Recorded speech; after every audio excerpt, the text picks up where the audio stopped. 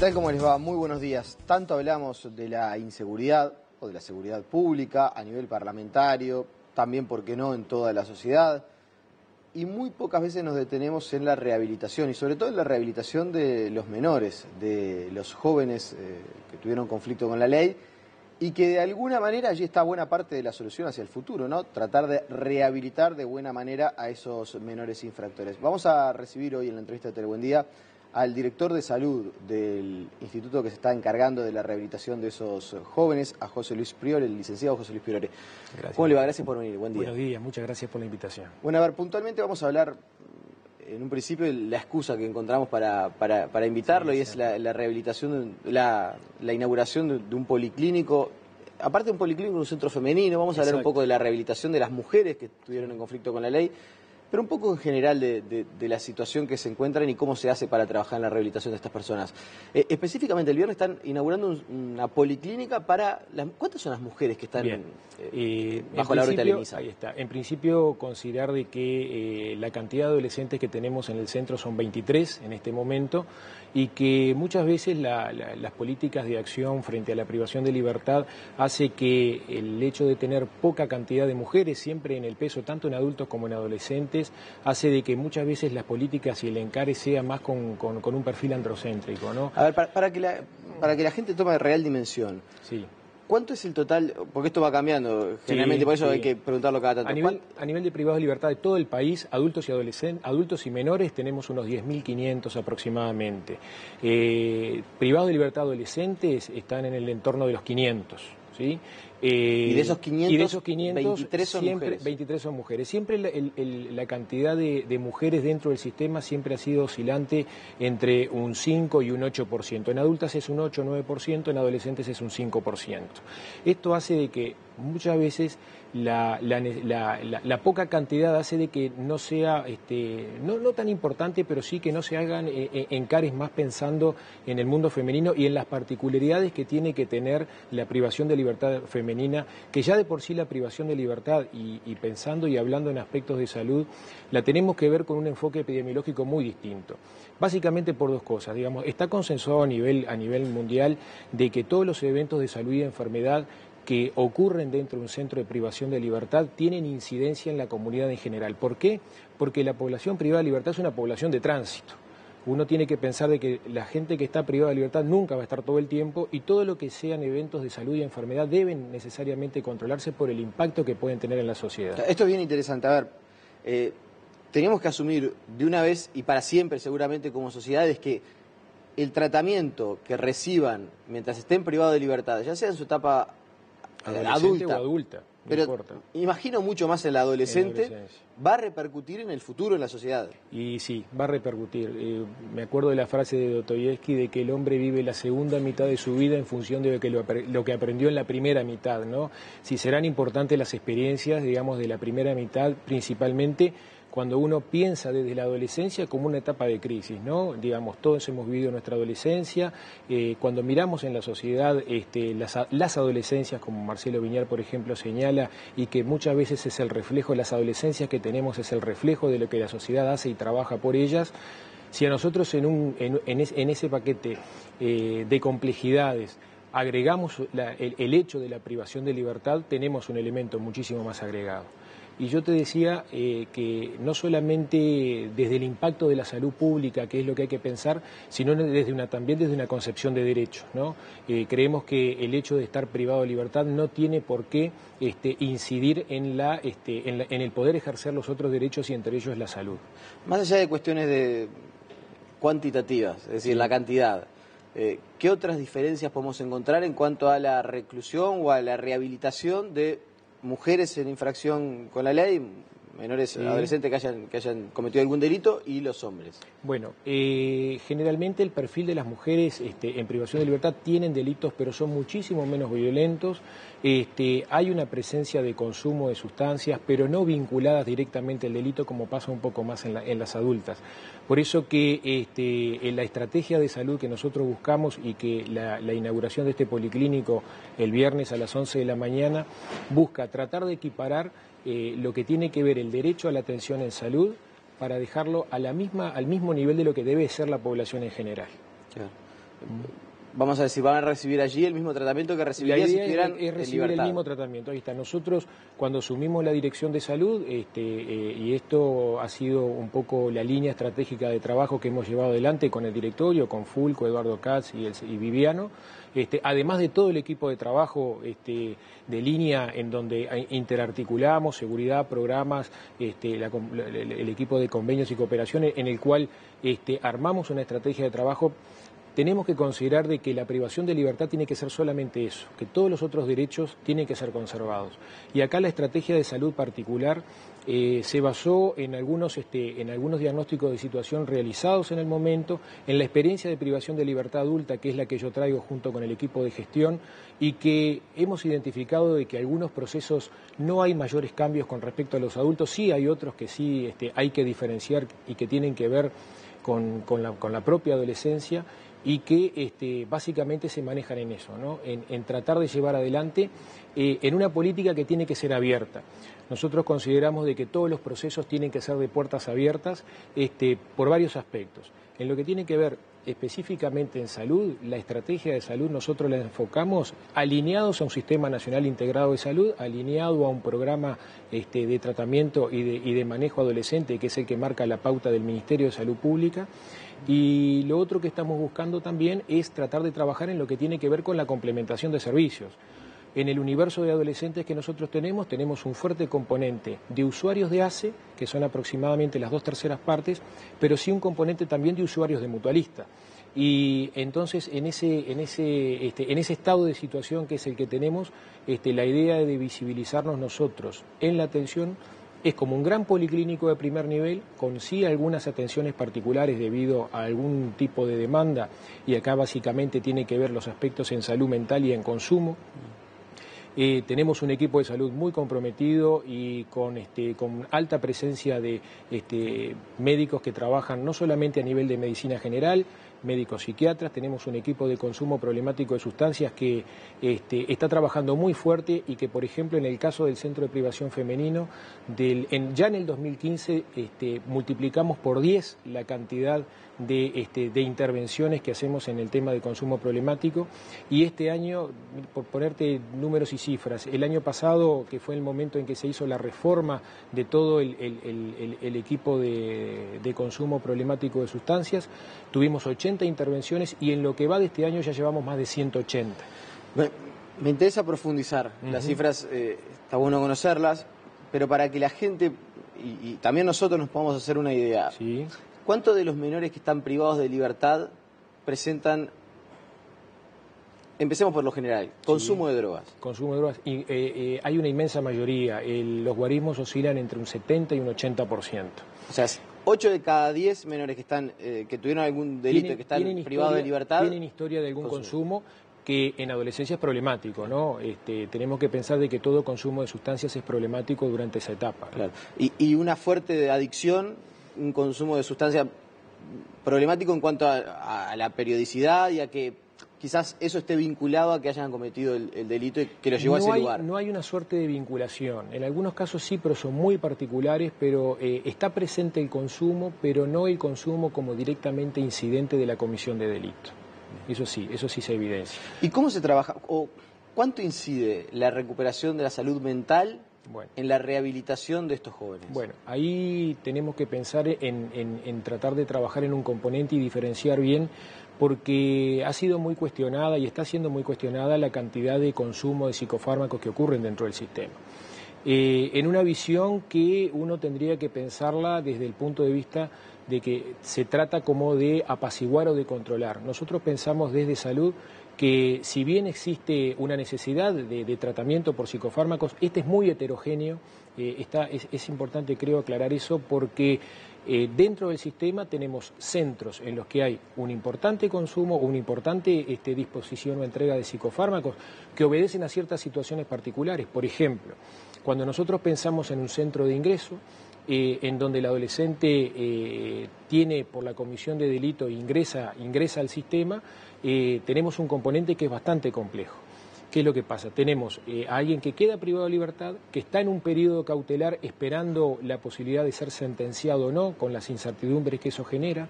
Tenemos también un componente agregado que tiene que ver con la abstinencia de lo que pudiera estar consumiendo afuera, y eso genera un componente en el cual nosotros, el equipo de intervención, lo hacemos con un médico toxicólogo, con psiquiatra, que genera un fuerte componente de trabajo. Una vez que ese adolescente es trasladado o derivado a otro centro, se comienza así ya, incluso desde allí, pero con un seguimiento del equipo de consumo problemático de sustancias, un seguimiento para generar la suerte de desvinculación. Y acá tenemos un panorama muy variopinto. Tenemos centros en donde los consumos son muy disminuidos y tenemos centros en donde no hay consumo de psicofármacos, por ejemplo. Acá un elemento también que estamos agregando de trabajo, y uno de los elementos que yo también quiero aclarar, es que todas estas políticas y estas estrategias de trabajo no son estrategias aisladas, sino que se hacen en interrelación con los referentes nacionales, ¿no? A usted lo que le interesa marcar, y me parece que es pertinente, muchas veces se dice y se ha sentido por algunos actores vinculados a la rehabilitación y por gente que trabaja desde dentro del INISA, y también por actores políticos, que en algunos centros los jóvenes parecen zombies, que están como empastillados y realmente están como fuera de sí. Esto usted dice que no es así, que en realidad hay un proceso que es fuerte en un principio y va reduciéndose. Hay necesidad de algunas terapias de impacto, ¿no? Una cosa que hay que también aclarar: todos los adolescentes del sistema que reciben psicofármacos, los mismos están indicados por un médico psiquiatra. El 100% de los adolescentes que reciben un psicofármaco tienen la indicación del profesional competente. Dentro de las estrategias que yo te estaba comentando, estamos haciendo una incursión muy fuerte con el tema de deporte. En convenio con la Secretaría de Deporte estamos firmando incluso un convenio, la presidenta Fulco está firmando un convenio con la Secretaría de Deporte próximamente, la semana próxima. ¿Por el tema de la pista de atletismo? Hay varios aspectos, ¿no? Acá la inyección del poder trabajar en conjunto con la Secretaría va a fortalecer los procesos, va a acompasarnos y a tratar de trabajar en línea con los lineamientos de la Secretaría, y tiene varios componentes, ¿no? La utilización de la pista de atletismo del Parque Valle, la participación en carreras. Nosotros tenemos un grupo de adolescentes que participan en las carreras de los domingos de la agrupación y de la Confederación de Atletas del Uruguay, con la cual también hemos generado muy buenas vinculaciones, y también a otro nivel, por ejemplo, la participación en la piscina del Ejército, y próximamente estamos armando ahora, entre mediados de noviembre, un campeonato interlicial con el Liceo Providencia y el Jubilar, en donde también buscamos todo ese componente de deporte, que lo vemos como una forma de canalizar el conflicto, ¿no? De tratar de generar espacios en donde el conflicto se resuelva de otra manera, sin perjuicio de que genera una inyección de salud que es importante, ¿no? Claro. Hacía referencia hace algunos meses a una nota en el diario El Observador, sí, donde usted mencionaba que incluso había también jóvenes que estaban tratando de incursionar en el boxeo. O sea, bueno, sí, tenemos también... que la práctica de deporte lleva también una conducta a adquirir bueno, eso es lo que se está hábitos buscando, saludables. ¿no? Ahí está. La experiencia de la visibilización de objetivos a través del deporte está totalmente demostrada, no solamente a este nivel, sino a nivel terciario y de secundaria. Incluso. ¿Y se nota la diferencia entre los jóvenes que están participando activamente en estos programas y los otros? Se nota porque los cambios de conducta que nosotros hemos visto son importantes. El equipo que estaba participando, por ejemplo, en la carrera de los domingos, que llegamos a tener unos 10 o 12, era un equipo en el cual salían del centro de privación de libertad, nos trasladábamos, y digo nos trasladábamos porque acá también con el tema del atletismo me tira un poco la camiseta porque yo soy corredor, y desarrollábamos la carrera, y una vez terminada la misma, con un equipo de seguridad que solamente acompañaba, la carrera se desarrollaba totalmente, digamos, los chicos corrían por su cuenta, ¿no? Y después, una vez vuelto, volvíamos al centro de privación de libertad y ninguno se ha fugado, por poner un ejemplo, ¿no?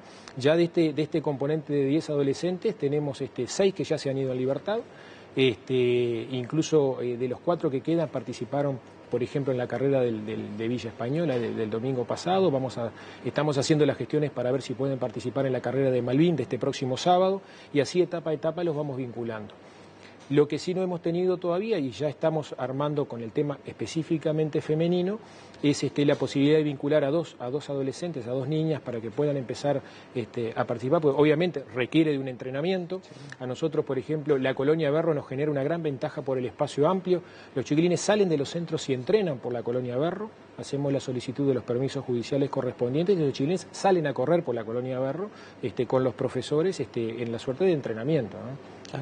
Como de una manera para entrenarse para la competencia, teniendo el objetivo de la competencia. Para la competencia tenés que entrenar. Y allí, ¿no?, en el tema del atletismo siempre está el tema de tener su propio tiempo, siempre hay contra quién competir. Y ahí tenés el tema de la sana competencia, ¿no? Porque ¿qué pasa? La sana competencia está muy enrabada con el rendimiento. Y cuando yo de repente tengo la necesidad de tomar algún psicofármaco, de tomar algo que me permita el descanso o que me permita llevar el encierro, muchas veces hemos escuchado en los discursos de adolescentes o incluso de los adultos que te dicen: yo nunca tomé psicofármacos, pero la cárcel hay que bancarla, ¿no? Entonces, dentro de ese componente y de la sana competencia que muchas veces se genera, tenemos una suerte de comenzar a que los profesores, en interacción con la psiquiatra, le plantean el hecho de empezar a disminuir los psicofármacos, y hemos tenido situaciones en las que prácticamente los han dejado. ¿En algún momento han analizado la posibilidad de... Veo que esto se habla mucho a nivel de cuando... sobre todo en los centros de rehabilitación de drogadicción, que hay muchos y variados, hay privados, hay públicos, el tema de suministrar drogas más blandas para ir reduciendo la dependencia, ¿no? Si alguien tiene una adicción a la cocaína, por decir algo, quizás suministrar marihuana o... El consumo problemático, el consumo responsable, por así decirlo, que es un poco la política que se maneja, es en las adolescencias, en las adolescencias es un poco complicado. No nos olvidemos de que todo consumo de sustancias en la adolescencia tiene un componente problemático que uno lo que tendría es que tratar de desvincular, ¿no? ¿Y se puede? Y bueno, es en lo que estamos trabajando, tenemos mucho trabajo con eso, ¿no? Principalmente a través del trabajo de desintoxicación, como hablaba en un primer momento, y después en un trabajo de acompañamiento con un equipo de operadores terapéuticos y psicólogos que trabajan a nivel grupal y también a nivel individual. Bien, ya sobre el final, porque me quedan 2 minutos simplemente. Sí. También repasaba alguna comparecencia de Fulco a las distintas comisiones, en esta oportunidad la Comisión de Presupuesto del Senado, y bueno, hacía un diagnóstico, o por lo menos una descripción de lo que ella encontraba dentro de los hogares de reclusión de los menores, y decía: uno no puede más que sentir dolor. ¿Le pasa eso muy seguido? Y bueno, el dolor tiene que generarnos compromiso. La idea es, desde el lugar en donde estamos, tratar de aportar todo lo más que se pueda. Pero duele cuando uno entra y ve a los chiquilines como están. Sí, uno puede pensar más del dolor, pero sí desde el enfoque profesional, ¿no? A ver, el dolor tiene que tratar de volcarse en acciones.